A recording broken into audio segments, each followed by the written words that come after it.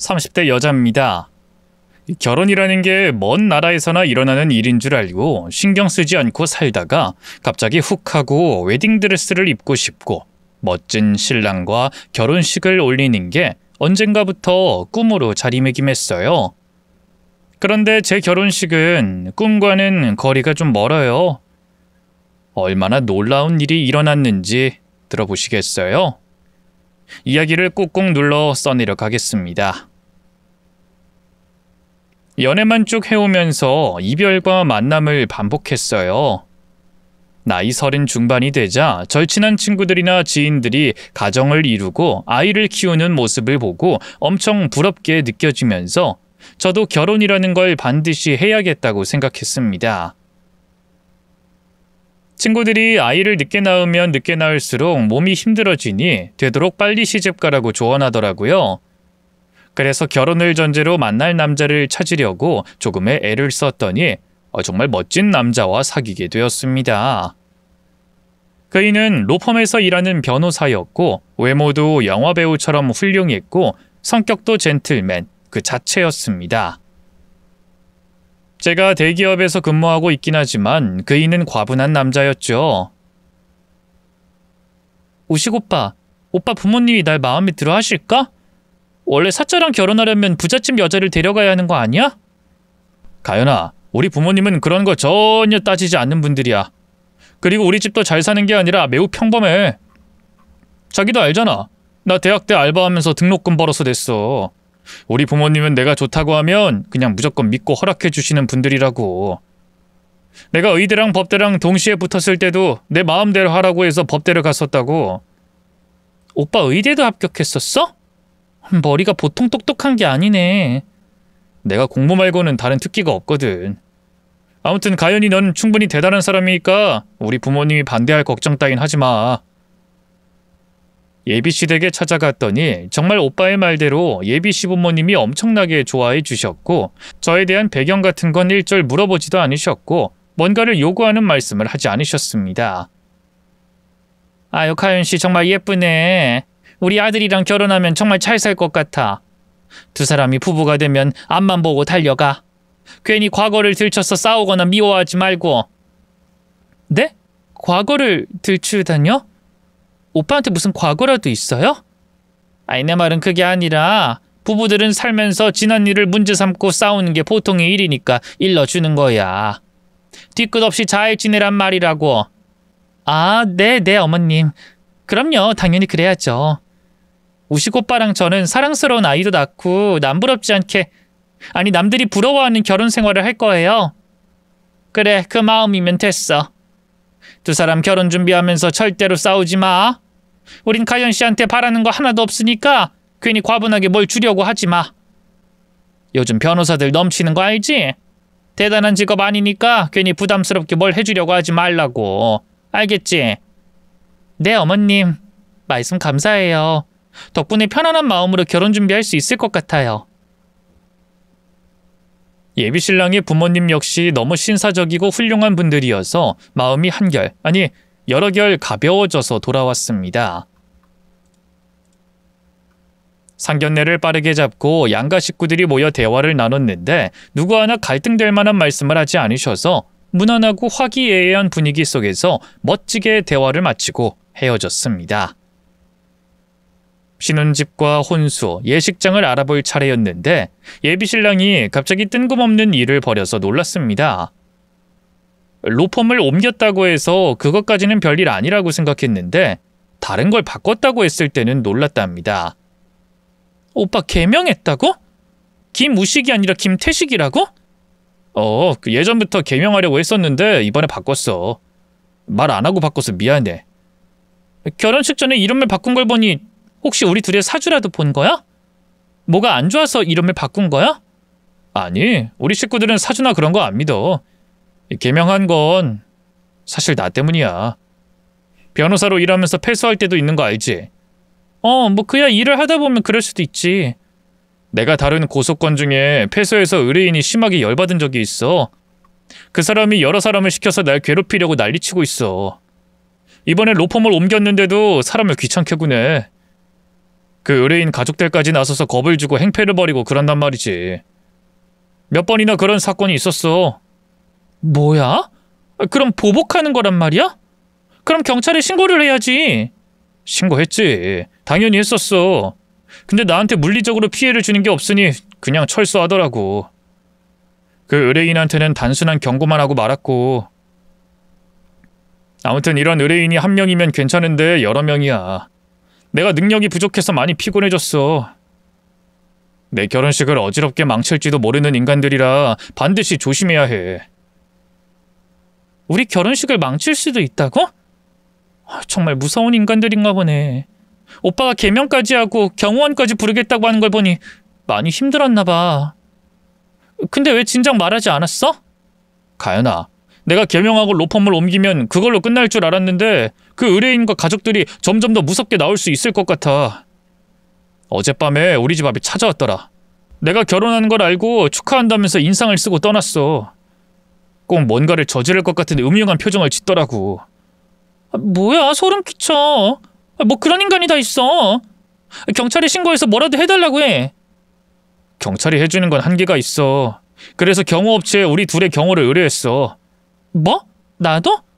응. 가연이 너랑 나 결혼식이 무사히 끝날 때까지 경호원을 대동하면서 다니자. 24시간 보호를 받으면서 말이야. 나까지 위험한 거야? 그건 아니지만 만일이라는 게 있잖아. 네가 나 때문에 곤경에 처하면 난 엄청 괴로울 거야. 당분간만 경호원들이 붙어 다녀도 이해 좀 해줘. 도대체 어떤 놈이길래 이렇게까지 해야 하는 거야? 아주 지능적인 놈이야. 물리적으로 괴롭히는 건 없이 겁만 주고 돌아가는 놈인데 가족들까지 나서서 짜증나게 굴거든. 아무튼 가연아, 이해 좀 해줘. 알겠어. 변호사인 오빠가 경찰한테 신고해도 안 된다고 하는 걸 보면 분명히 지능적인 놈들이겠지. 경호원 붙여서 우리 둘 다 안전하게 결혼식 치러보자. 시간이 지나면 그것들이 자기 풀에 꺾여서 관두겠지. 그럴지도 아닐지도. 아무튼 미안해. 예비신랑의 말을 들어보니 변호사들은 가끔씩 이런 피해를 본다고 했어요. 패소해서 금전적인 손해를 본 의뢰인들은 사무실로 찾아와 행패를 부리기도 하고 손찌검도 한다고 합니다. 얼마 전에는 뉴스에서 변호사 사무실에 불을 지른 의뢰인이 나오기도 했죠. 이렇게 흉흉하니 예비신랑은 대책으로 경호원을 저에게 2명이나 붙여줬고 그이는 여러 명의 경호원들과 다녔답니다. 아침에 출근하려고 나왔는데 경호원이 인사를 하며 차 문을 열어주더군요. 오늘부터 이가연 씨의 경호를 맡게 된 이 팀장입니다. 안전하게 회사까지 모시겠습니다. 네? 출근까지 시켜줘요? 출퇴근은 물론이고 회사에서도 저희가 가연 씨 시야에서 사라지지 않을 겁니다. 회사 안까지 따라온다고요? 저희 회사 측에서 허락을 안 해줄 텐데 제 상사들이 보면 뭐라 하겠어요. 변호사님이 이미 손을 써놨습니다. 회사 측에 양해를 구했으니 괜찮을 겁니다. 그리고 저희는 업무 방해는 절대 하지 않을 테니 걱정하지 않으셔도 됩니다. 걱정을 어떻게 안 해요? 도대체 얼마나 무서운 놈이길래 이렇게까지 하는 건지. 그래도 그의 말에 동의했으니 하는 수 없죠. 알겠어요. 같이 회사로 갑시다. 저는 경호원들의 차에 올랐고 회사까지 편하게 출근했습니다. 회사 안에서는 저를 계속해서 쳐다보고 있었어요. 일하는데 엄청 신경 쓰여서 그냥 나가서 대기하는 게 좋겠다고 말했는데 절대로 저를 시야에서 놓치지 말라는 예비신랑의 지시가 있었다며 계속해서 저와 주변을 뚫어져라 쳐다보고 있었답니다. 회사 동료들은 이게 뭐하는 짓이냐며 저에게 짜증을 부리려고 했는데 그때마다 경호원들이 달려와서 동료들을 떨어뜨렸어요. 경호원님, 이분은 제 상사예요. 왜 밀치고 그러세요? 저흰 가연 씨의 경호원입니다. 안전에 조금이라도 벗어나는 게 보이면 저희가 막아낼 겁니다. 진짜 복잡하네. 차장님 죄송해요. 저를 혼내려던 차장님은 결혼식까지 참아주고 그 다음부턴 절대로 참지 않고 인사팀에 항의하겠다고 말씀하셨습니다. 자칫하다간 제 자리를 옮길 수도 있었답니다. 그래도 예비신랑이 오죽했으면 경호원을 데려다 쓰는 걸까 하고 이해하면서 일상을 보냈습니다. 그 일을 만나 같이 결혼 준비를 할 때도 늘 경호원들이 붙어 다녔어요. 오빠, 아직까지 아무도 나타나지 않은 걸 보면 그 의뢰인이랑 식구들이 포기한 거 아니야? 이제 그만 경호원 돌려보내도 될 것 같은데. 아니야. 언제 무슨 일이 벌어질지 몰라. 결혼식 때까지만이라도 조금 참아줘. 아, 모르겠다. 오빠 뜻대로 해야지 어쩌겠어. 경호원들이 많이 불편해서 이야기를 꺼냈는데 도로 오빠가 하자는 대로 하기로 했습니다. 일주일 동안 경호원들과 지내보니 그래도 적응이 돼서 아무렇지 않더라고요.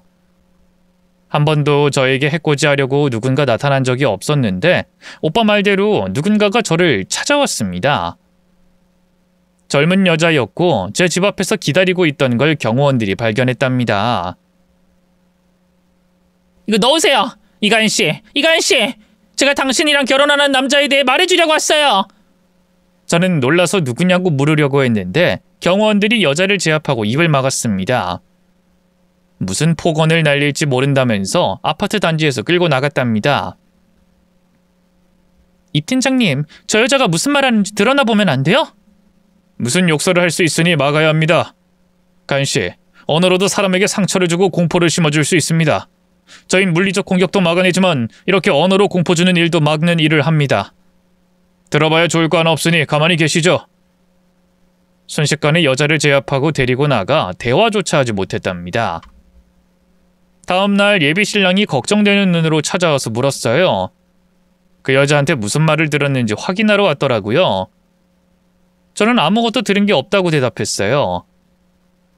오빠에 대해 할 말이 있다고 했는데 경호원들이 순식간에 내쫓았어. 아, 그랬구나. 다행이네. 보나마나 나에 대한 험담을 하고 우리 결혼식을 못 올리게 할 계획인가 봐. 그 여자는 의뢰인의 아내인데 보통이 아니야.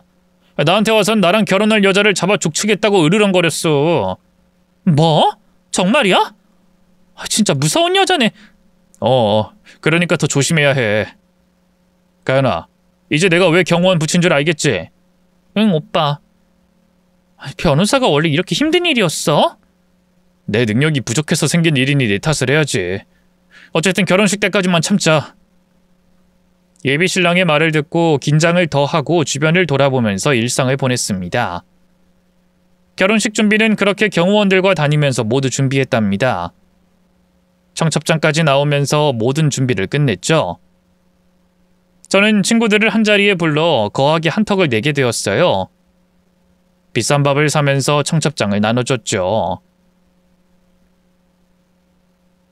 아, 가연이가 드디어 시집 가네. 우리 중에서 제일 늦게 가는 거니까 빨리 애기 갖고 예쁘게 살아라. 그래, 고맙다 이 기집애야. 가연이 남편이 변호사라 좋겠네. 애를 하나가 아니고 둘 셋 낳아도 걱정 없겠는걸? 가연아, 너 애기 몇이나 낳을 거야? 글쎄, 아직 생각해보진 않았는데 몸만 건강하면 셋은 낳고 싶어. 하긴 남편이 변호사니까 돈을 잘 벌 테니 회사를 관두고 육아만 잘하면 되잖아. 난 맞벌이라 하나 이상은 힘들어.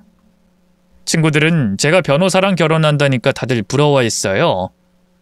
요즘 변호사가 넘치게 많아서 꼭 돈을 많이 버는 게 아니라고 해도 친구들은 그래도 사자는 사자라면서 자기들 중에서는 제가 시집을 제일 잘 가는 거라며 추켜 세웠답니다. 친구들과 헤어지고 경호원들이 다시 제 옆을 붙었고 집으로 돌아갔어요. 그런데 지난번 찾아왔던 여자가 또 찾아왔답니다. 경호원들은 잽싸게 그 여자를 잡으려고 뛰어갔고 저는 얼음이 돼서 가만히 서 있었습니다. 이봐요, 이가인씨. 당신 그 결혼하면 안 돼. 내가 눈 뜨고 있는 한 절대로 그 결혼할 수 없어. 절대 못하게 될 거야. 그렇게 소리치는데 소름이 끼치더군요. 소리를 크게 내며 경고하는데 진짜 큰일을 저지를 사람 같아 보였답니다. 다행히 경호원들이 이번에도 잘 제압해서 저는 무사했습니다. 그런데 얼마 뒤에는 나이가 든 부부가 찾아왔어요. 아마 신랑의 의뢰인의 부모였을 겁니다. 저에게 결혼을 절대 하지 말라는 경고를 하려는데 경호원들이 찍소리도 못하게 제압하고 입을 막아 제가 해코지를 당하진 않았답니다. 점점 더 무서워져서 신랑에게 말했습니다. 오빠, 우리 결혼식장 옮겨야 하는 거 아니야? 그건 괜찮아. 결혼식장 입구부터 하객석에도 경호원들이 곳곳에 있을 테니까 아마 입구에서 걸려서 들어오지 못할 거야. 그리고 청첩장이 다 돌아가서 예식장을 옮기는 건 무리야. 그건 가연이 너도 마찬가지잖아. 아, 맞네. 이제 와서 결혼식 옮기면 안 되겠네. 알겠어. 오빠만 믿고 걱정 내려둘게. 가연아, 나 때문에 괜히 고생한다. 미안해. 액땜하는 거라 생각할게. 우리들이 얼마나 잘 살려고 일어나 생각하면서 훌훌 털어낼 거야. 고마워. 우리 둘은 진짜 잘 살 거야. 그럼 푹 쉬고 내일 보자. 저는 예비 신랑만 믿고 지내기로 했습니다. 며칠 뒤에 신랑에게 복수하겠다는 사람이 보냈는지 편지 한 통이 우편함에 있었습니다. 꼭 읽어보라며 신랑이 진실을 썼다고 겉면에 적혀 있더라고요. 그래서 바로 뜯어보려는데 경호원이 획 낚아채갔습니다. 이 팀장님, 그건 위협적인 게 아니니까 읽어볼게요. 안 됩니다. 이 안에 뭐가 들었는지 무슨 말이 쓰였는지 저희가 확인하겠습니다. 협박이나 위협의 말이 쓰여 있을 수가 있으니 저희한테 맡기시죠. 그럼 여기서 확인해보세요. 그래도 무슨 말을 전하려는지 드러나 보면 좋을 것 같다고요. 경호원은 우편물을 보지 않고 바로 차에 넣어버렸답니다. 답답하지만 안전을 위해서라고 그렇게 강요하니 경호원들을 존중하기로 하고 잊어버렸습니다. 결혼 준비가 다 되었고 회사에서도 업무를 미리미리 맞춰놨습니다. 곧 결혼식 날이 밝아와서 엄마와 들이 청담동 샵에 갔습니다. 그때도 경호원들이 따라왔고요. 엄마 불편하지? 네 서방이 잘나서 그런 건데 어쩌겠냐? 원래 큰일하는 사람은 이렇게 불편을 겪기도 한다더라. 근데 가연아, 너 신부 입장 어떻게 하기로 했어? 김서방이랑 같이 들어갈 거야? 저희 아빠가 재작년에 돌아가셔서 손잡고 들어갈 사람이 없으니 엄마가 걱정을 하셨어요. 그래서 저는 혼자 입장하겠다고 했습니다. 엄마 따로 입장할 거야. 혼자 입장하는 것도 괜찮을 것 같아서. 네 아빠가 살아있었으면 엄청 좋아하셨을 텐데. 그래, 혼자 예쁘게 잘 입장해. 엄마, 나 키워주시느라 고생 많으셨어. 고생은 무슨, 너 때문에 내 인생이 화냈는걸. 아휴, 우리 딸 신부 화장하니까 너무너무 예쁘다. 꼭 천사 같아. 머리와 메이크업을 다 하고 엄마와 예식장에 갔습니다. 엄마는 한복으로 갈아입으셨고 저는 웨딩드레스를 입었답니다. 그리고 신랑과 시부모님도 모두 준비를 하고 하객맞이를 하셨습니다. 홀로 신부 대기실에 앉아서 친구들이나 지인들의 축하를 받고 사진을 찍었죠. 그리고 천만다행으로 신랑의 의뢰인 식구들이 찾아오지 않았습니다. 아마 예식장 입구부터 경호원들이 막고 있으니 엄두도 못 내고 돌아갔을 겁니다. 여하간 무사히 결혼식이 시작됐어요. 사회자의 목소리가 크게 들리면서 박수 소리가 들렸어요. 곧 신랑 입장이 있어 그이가 입장했습니다. 뒤에서 보는데 매우 행복하고 기뻐하는 몸짓이 제 가슴을 뛰게 했습니다. 이 남자와 백년가약을 맺으면 정말 잘 살아야지 하고 다시금 가슴속으로 되새김질을 했답니다. 이윽고 신부 입장할 차례가 왔는데 어떤 늙은 남자가 제 옆에 서더군요. 저는 화들짝 놀랐습니다. 경호원들이 신부 입장하는 제 옆에 누군가 올 거라고는 예상하지 못해서 그 늙은 남자가 몰래 들어왔답니다. 깜짝이야, 누구세요? 조용히 하고 나랑 같이 신부 입장합시다. 오늘 다 까발리고 참교육시킬 생각이니까. 아저씨는 지난번에 제 집 앞에 왔던 사람 맞죠? 내 신랑이 얼마나 큰 잘못을 했다고 결혼식까지 망치려고 해요. 내 신랑이 패소했다고 이런 식으로 사람 괴롭혀도 되는 거예요? 당장 나가요. 소리 지르기 전에 나가라고요. 날 알아보셨구만. 근데 패소라니. 난 당신 신랑의 의뢰인이 아닙니다. 이봐요, 이가연씨. 살고 싶으면 이 결혼식 진행해요. 신부 입장 나랑 같이 하는 겁니다. 이 양복 꽤 비싸게 맞췄으니 뽐 좀 내봅시다. 이 아저씨가 미쳤나? 지금 뭐 하는 짓이에요? 당장 나가요. 쉿. 이가연씨, 이것 좀 보실래요?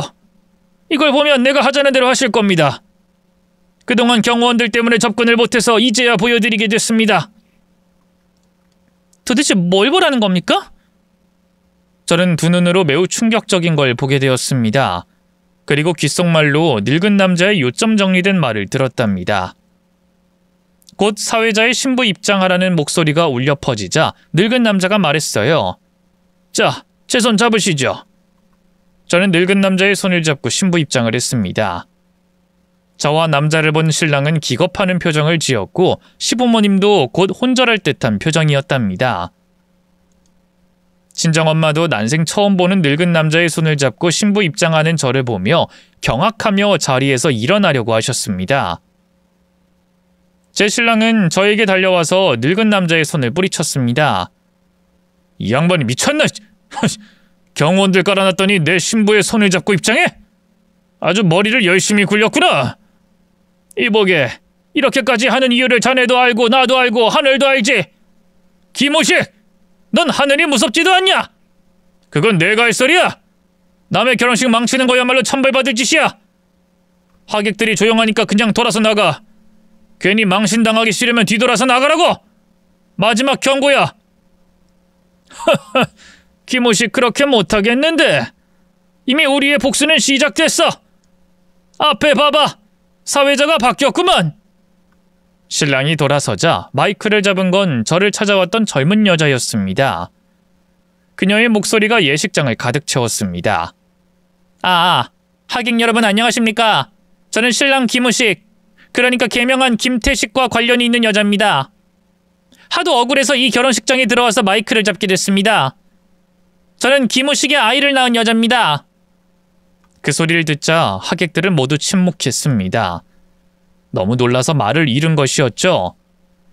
신랑은 손가락질하며 여자에게 경고했어요. 야, 이게 뭐하는 짓이야? 너 미쳤어? 미친 건 내가 아니라 당신이지? 내 아이 책임지겠다면서 다른 여자와 결혼을 해? 여러분, 저는 전후의 사실혼 아내입니다. 닥쳐! 말도 안 되는 소리 하지 마. 경호원들 뭐해? 당장 저 여자 끌어내고 이 늙은 남자도 끌어내! 경호원들이 발빠르게 움직이자 사실혼 아내가 손을 높이 들어 신호를 보냈어요. 예식장 대형 화면에 빔 프로젝트에 빛을 쏴서 영상을 재생시켰습니다. 신랑과 사실혼 아내의 웃고 입 맞추는 영상으로 시작돼서 임신한 아내, 만삭인 아내가 V자를 그리는 영상이 지나갔습니다. 그리고 아기를 안고 있는 신랑의 모습까지 나왔죠. 여자는 다시 마이크에 대고 말했습니다.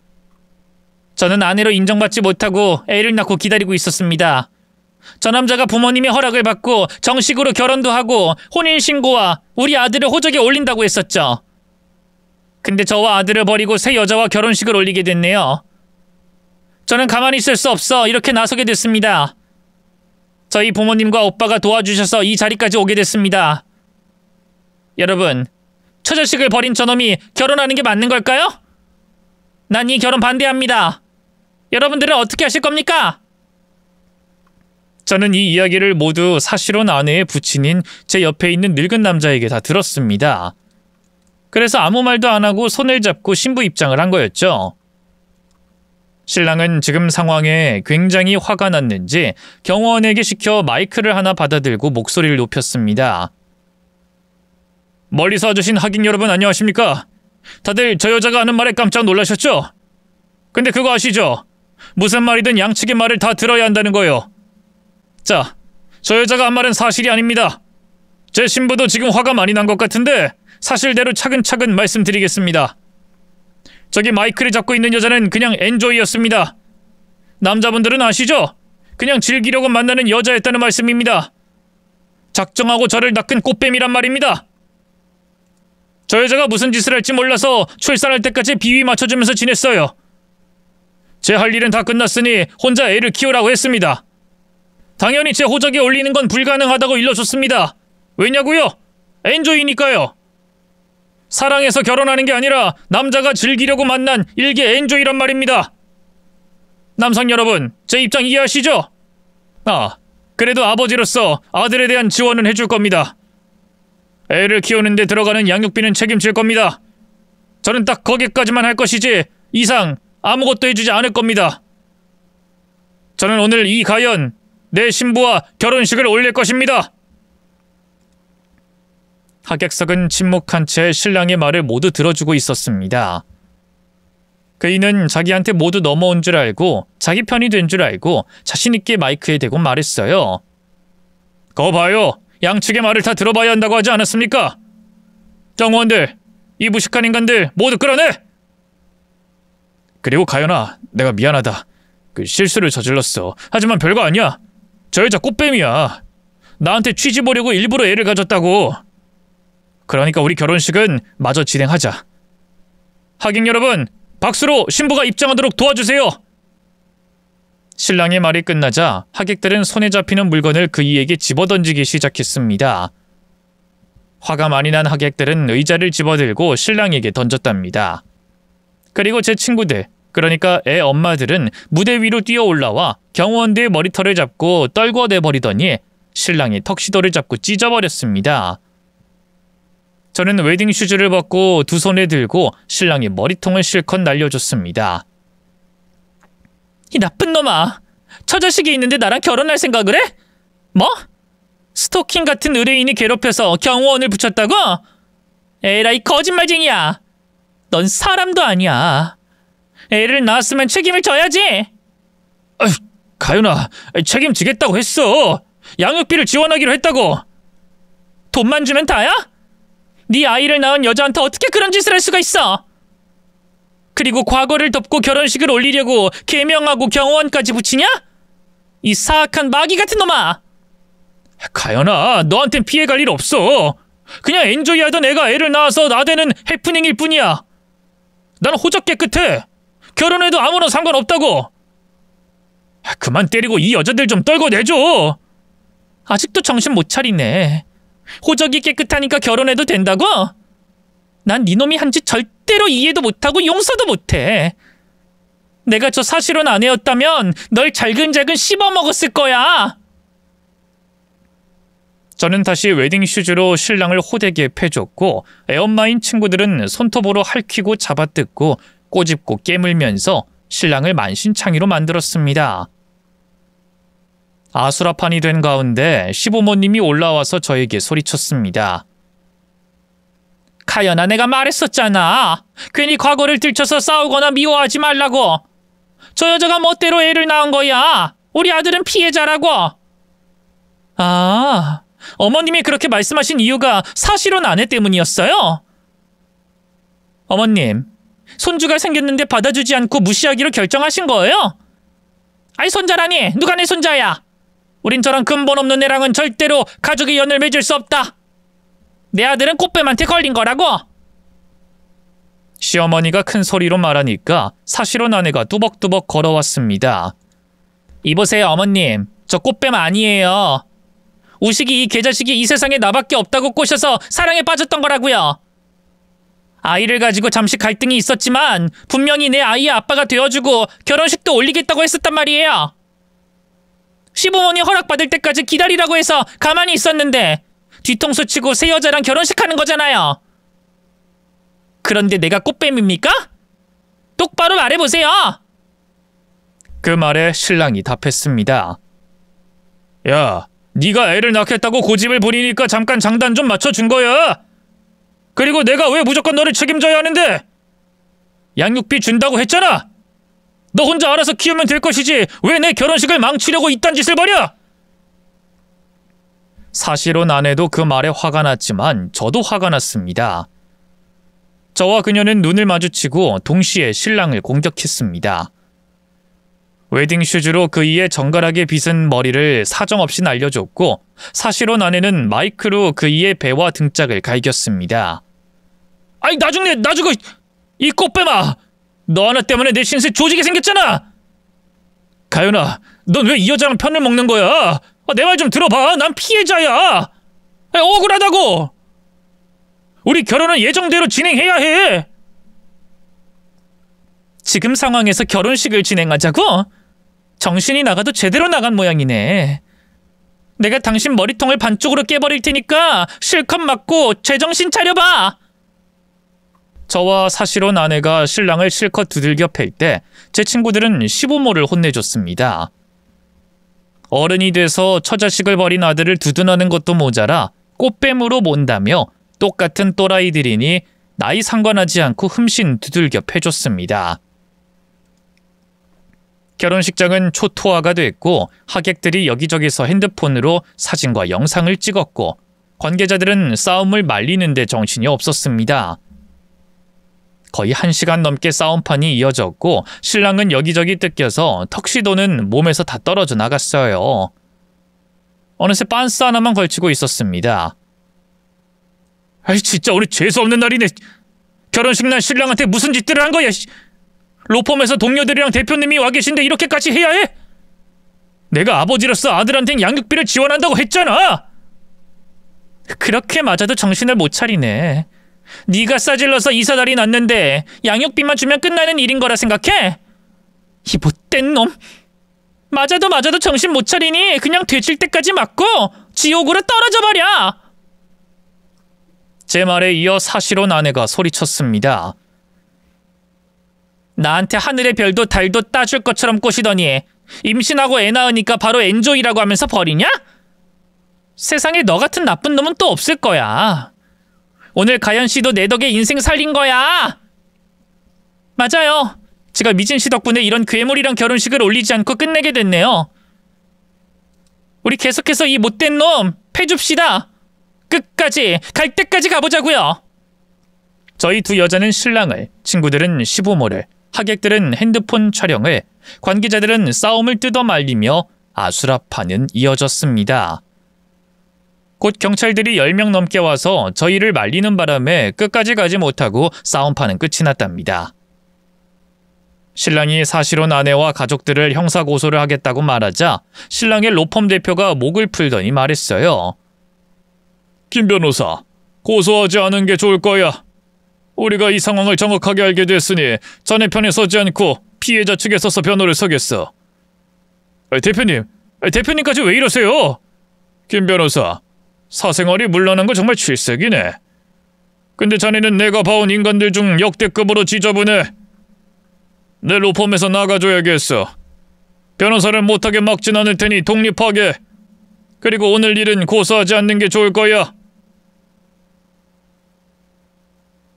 로펌 대표가 그렇게 말하자 신랑은 경찰들에게 고소하지 않겠다며 두 손을 들고 포기했습니다.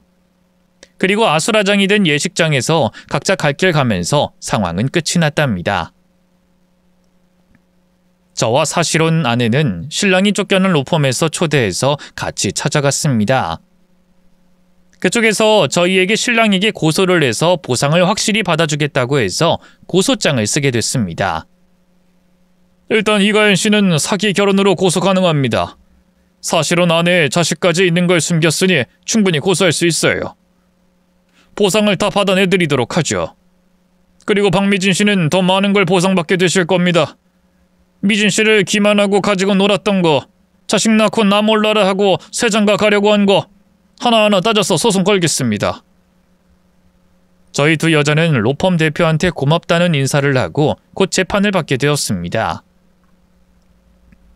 예비 남편이었던 그놈은 저희 두 여자에게 위자료와 보상금을 지급해야 했답니다. 또 미진 씨에게 20년치 양육비를 한꺼번에 지급하라는 명령까지 받아서 한 번에 엄청나게 무시무시한 돈이 들어갔답니다. 신랑은 집안이 그다지 부자도 아니고 로펌에서 쫓겨난 변호사이니 대출을 받아서 위자료를 다 물어줬습니다. 그리고 복수를 끝낸 미진 씨는 저와 인사하며 작별하게 됐습니다. 본의 아니게 충격 줘서 미안해요. 그래도 결혼식 막았으니 다행이네요. 가연 씨, 다른 좋은 남자 만나서 꼭 행복하세요. 네, 미진 씨 덕분에 제가 살았습니다.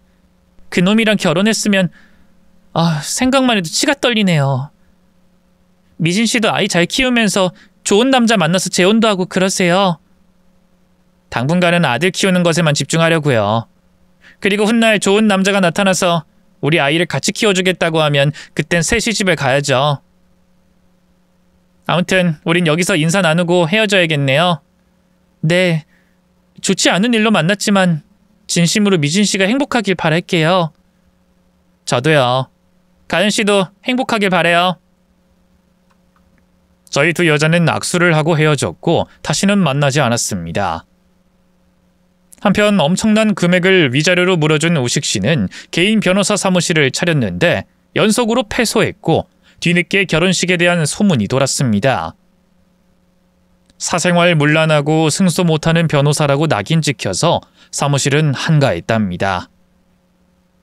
요즘은 변호사가 넘쳐나서 영업을 잘해야 하는데 이미 유명한 파렴치한이니 전화 한 통도 오지 않아 버티면서 사무실 월세를 밀리며 변호사 일을 접었답니다.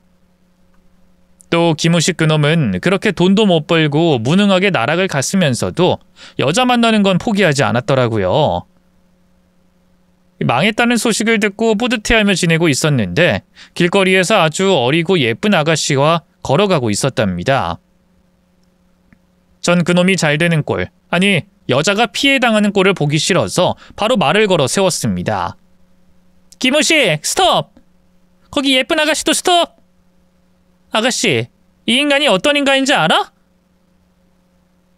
뭐야 아줌마, 뭔데 내 남편한테 그런 소리래? 남편? 설마 결혼한 거야? 그러면 큰일인데? 청첩장 나왔거든요? 곧 결혼하는데 왜 찬물 뿌리는 소리 하는 거예요? 그렇다면 날 만난 걸 행운으로 여겨야 해. 김우식 이 인간에 대해 이야기해줄게. 제가 입을 열려고 하자 김우식이 몸을 던져서 제 입을 막으려고 했습니다. 하지만 잽싸게 피해 그놈의 머리통에 꿀밤을 세게 날려줬습니다. 어린 신부에게 미주알 고주알 모든 사건을 다 일러줬어요. 이용당하는 것이니 당장 헤어지는 것이 살 길이라고 말이죠. 그래도 어린 신부는 이해를 빨리 했는지 바로 그 인간을 버리고 떠났답니다. 안 돼! 가지마 자기야! 가지마! 쌤통이다 김우식. 당신 변호사 사무실 말아먹고 망했다면서? 새 장가는 어떻게 갈 뻔한 거야? 야 이가연! 내가 쟤를 꼬시려고 얼마나 큰 공을 들인 줄 알아? 저 여자가 자리 좋은데 변호사 사무실 차려주고 집이랑 차도 주기로 했어. 나 출세하게 해줄 여자를 만났는데 왜 회방을 놔? 그걸 몰라서 물어? 남의 인생 또 조질 테니 내가 나서서 살려준 거잖아. 허우대 멀쩡하고 생긴 게 멀쩡하니 여자 꼬시는 건 어렵지 않나 봐?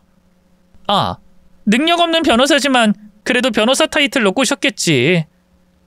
근데 어쩌냐? 저 여잔 물거품이 됐는데? 김우식은 분노가 치밀어 올랐는지 침까지 질질 흘리면서 얼굴이 빨개졌습니다. 그리곤 저를 노려보더니 주먹을 쥐고 달려들었답니다. 제가 소리를 깍 하고 질렀더니 길거리를 지나던 건장한 남자들이 무슨 일이냐고 물어서 제가 벌벌 떠는 연기를 하며 김우식을 혼내달라고 했어요. 저 남자, 제가 애를 낳으니까 다른 여자랑 결혼하겠다고 버린 남자예요. 제가 책임지라고 했더니 손찌검을 했어요. 아이 그게 정말이에요? 이 나쁜 놈이 남자 망신은 다 시키네. 이런 놈은 그냥 보내면 안 되지. 손 좀 봐줘야겠어. 그리고 건장한 두 남자가 김우식을 처절하게 혼쭐을 내줬답니다. 저는 뒤에서 구경하며 낄낄 웃다가 조용히 자리를 떠났습니다. 복수에 복수를 이어서 돌려주니 매우 속이 시원했답니다. 모든 걸 다 잊고 새롭게 시작한다고 생각하고 일상을 열심히 살았는데 어느 날 소개팅이 들어왔어요. 의사고 총각이라고 하길래 부담스러워서 안 한다고 했더니 그 의사가 제 사정을 다 알면서도 소개해달라고 했답니다. 그래서 일단 한번 만나게 됐죠. 대학병원 의사 선생님이 저를 왜... 사진보다 실물이 예쁘시네요. 그리고 이야기 들었습니다. 사기 결혼 당할 뻔했다고요? 사실은 저도 비슷한 일을 당했어요. 결혼할 여자가 있었는데 알고 보니 애인도 있고 숨겨둔 자식까지 있더라고요. 속고 결혼할 뻔했죠. 아, 그런 일을 당하셨어요? 진짜 열받는 일이죠. 아직도 전 그 인간 떠올리면 자다가도 벌떡 일어난다고요. 저도 그래요. 아무튼 가연씨, 전 가연씨가 무진장 마음에 드는데 우리 한번 만나보는 게 어떨까요? 그렇게 말씀해 주시니 저야 거절할 이유가 없죠. 멋지고 훌륭한 직업까지 겸비하신 분이 저를 마음에 들어 하신다니 영광이죠. 그렇게 새로운 남자를 만나게 됐고 연애를 하고 결혼을 하게 되었습니다. 저희들은 사생활이 깨끗해서 의심할 것도 없어 매우 무난하게 결혼식을 올렸답니다. 신부 입장할 때 괜히 싸움이 나는 게 아닌가 하고 두리번거렸는데 제 새 남편은 김우식과는 차원이 다른 사람이므로 아무 일도 일어나지 않았습니다. 결혼식을 올리고 신혼부부로 재미있게 살다가 곧 아이를 가졌어요. 쌍둥이를 임신해서 행복과 기쁨은 2배, 아니 10배나 컸답니다. 회사를 잠시 휴직하고 태교에 전념하며 건강하게 지내다가 짧은 진통을 하고 쌍둥이 딸을 낳았습니다. 그리고 육아를 하는데 도저히 회사로 다시 돌아가지 못하겠더라고요. 너무 바빠서 그냥 회사를 관두고 육아와 남편의 내조만 하면서 가정주부의 삶을 살았답니다. 몇 년 뒤 딸들이 뛰어다닐 나이가 되자 저희 4식구가 키즈 카페를 갔어요. 새로 오픈한 곳이어서 애들의 놀거리가 엄청 많았답니다. 남편과 저는 커피를 사서 잠시 휴식하면서 애들 노는 걸 구경했어요. 그런데 그곳에서 상상도 못한 인간을 마주쳤습니다. 모른 척하는 게 제 남편을 위한 거라 시선을 주지 않았는데 남편이 잠시 화장실을 가자 그놈이 저에게 와서 말을 걸었어요. 당신 시집 갔나 보네? 애도 낳았고? 김우식, 네가 뭔데 나한테 말을 걸어? 저리 꺼져라. 그냥 반가워서 말 좀 걸어봤어. 나도 아들이랑 왔어. 저기 보이는 초딩 아들이 내 자식이야. 초등학생 아들? 너 미진 씨 아들 말고 다른 자식도 있었냐? 이거 진짜 생양아치였네. 아니야, 그런 게 아니라 실은 내가 새장가를 들었는데 마누라가 숨겨둔 자식이 있었어. 예전에 사귀던 남자의 애를 낳았다고 하더라. 뭐 나이가 나보다 6살이 많긴 해도 돈 많아서 지원 좀 받고 살려고 결혼했더니 숨겨놓은 자식이 있었어. 그래서 결혼하자마자 저렇게 큰 애가 생긴 거야? 이거 완전 인과응보네. 네가 한 집 그대로 돌려받은 거야. 너무 그러지 마라. 안 그래도 결혼하는 거 후회해서 미칠 것 같은데. 내가 지금 백수라서 찍소리도 못하고 이렇게 육아나 하면서 살고 있어. 뭐? 백수? 변호사는 아예 때려치운 거야? 김우식은 변호사 능력이 없어서 사무실을 3번이나 접었다고 하더군요. 일이 들어와야 돈을 버는데 패소만 하고 사생활 문란으로 소문이 쫙 나 있으니 찾아주는 의뢰인이 없답니다. 그래서 애딸린 마누라한테 기거하면서 산다네요. 참 웃기는 인생이다. 그래도 애는 예쁘게 생겼네. 가슴으로 낳은 자식이랑 사는 기분 어때? 어떻게 뭐가 어때? 내가 생판 남의 자식을 키워서 아주 그냥 우라통이 터질 판이지. 말도 더럽게 많아서 미워 죽겠다고. 네 인생 참 못 같다. 아무튼 잘 살지 못하고 빌빌거리면서 사는 걸 보니 속이 개운하네. 김우식, 앞으로는 길에서 봐도 나 아는 척하지 마라. 가연아, 난 너랑 결혼해야 했어. 그 여자만 아니었어도 나랑 너 지금쯤 행복하게 살았을 거야. 미진이만 아니었으면 로펌에서 쫓겨나지 않았을 거라고. 이 자식이 또 미진 씨 욕을 하네.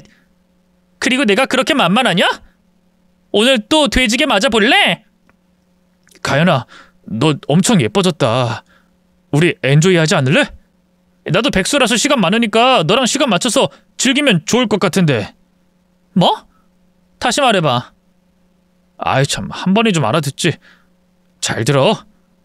우리 엔조이 하자. 내가 지금 마누라랑은 정말 안 맞아. 여장군 스타일이어서 매력이 너무 없다고. 너랑 내 아들을 키즈 카페에 데려와서 우리끼리 잠깐 모텔 가서 엔조이 하면 딱 좋을 것 같은데. 어때? 오, 말 다 했어? 뭐 그렇지. 그럼 뒤돌아봐봐. 뒤를 왜? 김우식이 돌아보는 순간 제 의사 남편이 그놈의 멱살을 잡고 키즈 카페에 비어있던 볼풀장에 집어 던졌습니다. 그리고 그 안으로 들어가서 걷어차주고 머리털을 잡아당기고 콧구멍을 쑤셔주면서 참교육을 해줬답니다. 제 남편이 한 번에 김우식이 어떤 놈인지 알아봐서 그렇게 시원하게 한 방 먹여줬답니다. 그리고 김우식이 저에게 한 말을 녹음한 걸 그놈 마누라에게 전송해 주려고 김우식의 초등학생 아들을 불렀습니다. 꼬마야, 아줌마는 엄마 친구인데 전화통화하고 싶네? 엄마 전화번호 좀 알려줄래? 꼬마는 바로 핸드폰 번호를 알려주었고 저는 방금 엔조이 하자던 김우식의 목소리를 마누라한테 전송해 줬습니다. 10분 뒤에 바로 달려온 마누라는 볼풀장에 널브러진 기무식을 잡고 끌고 나갔습니다. 연상의 마누라는 여장군다운 덩치에 힘이 아주 좋아 보였습니다. 저와 남편이 도와줄 필요 없을 것 같아 저희는 쌍둥이 딸이 마저 더 놀 때까지 키즈카페에서 머물렀습니다. 밖에서 무슨 일이 있었는지 모르겠지만 저희 부부가 딸들을 데리고 나갔을 때 쌍코피를 흘리며 혼자 덩그러니 길바닥에 앉아있더라고요. 아이고, 많이 맞은 모양이네. 으이씨, 이거야, 너 다 일러 바쳤냐?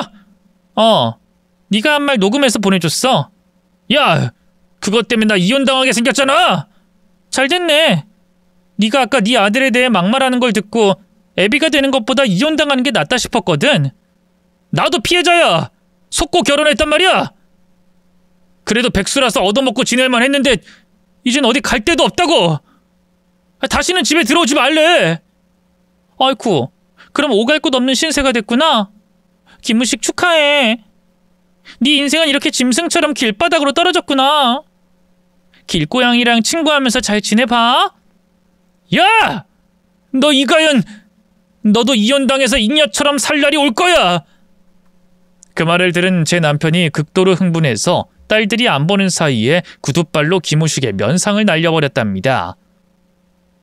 이후에 김우식은 이혼당하고 시부모의 아파트를 담보로 대출을 받아 변호사 사무실을 차려봤지만 능력이 없어서 금방 망했답니다. 이번에는 혼자가 아니라 부모까지 같이 패가망신하게 되어 원룸에서 지낸다네요. 김우식은 백수로 지내고 시부모가 허드렛 일을 하면서 입에 풀칠하고 산답니다.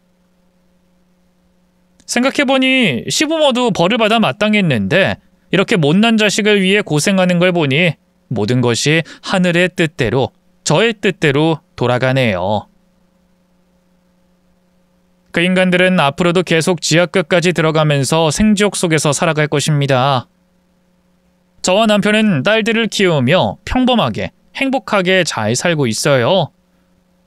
얼마 전 자식을 낳고 결혼도 안 하고 돈으로 책임지겠다는 어느 유명인의 뉴스를 보고 김우식이 생각나서 사연을 써봤네요. 죄를 지은 놈들의 끝은 생지옥인 게 보이시죠? 혹시라도 이런 인간들이 있으면 쓴소리 해주고 손가락질을 해주세요. 그리고 제 사연을 보내주면 더더욱 좋겠고요. 제 이야기는 여기까지 써야겠네요. 시원한 감정을 느끼셨다면 댓글도 많이 써주시고요. 소문도 많이 내주세요. 그럼 안녕히 계세요.